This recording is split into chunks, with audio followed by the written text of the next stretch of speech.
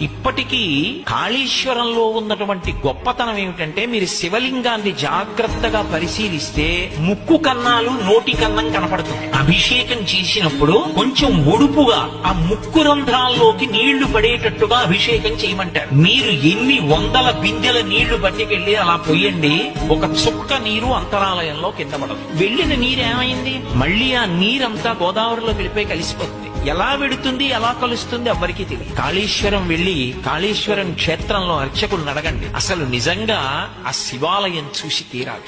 అదొక పరమాద్భుతం. అంతే, గోదావరి వైభవానికి సాక్షి. అద్భుతమైనటువంటి ప్రవాహం. ఈ సంవత్సరం సరస్వతి పుష్కరాలు వచ్చినప్పుడు నేను అక్కడే స్నానం చేశాను. వెళ్లి మహాకాళేశ్వరంలోనే స్నానం చేశా. త్రివేణీ సంగమం అక్కడ ఉన్నదని, అక్కడ అంతర్వాహినిగా సరస్వతి వెడుతూ ఉంటుందని ప్రతీతి. అటువంటి మహాకాళేశ్వర క్షేత్రం దగ్గరికి వెళ్లి మీరు గోదావరి ప్రవాహాన్ని చూస్తే అసలు గోదావరి యొక్క అద్భుతమైనటువంటి ప్రవాహ వైభవం ఏమిటో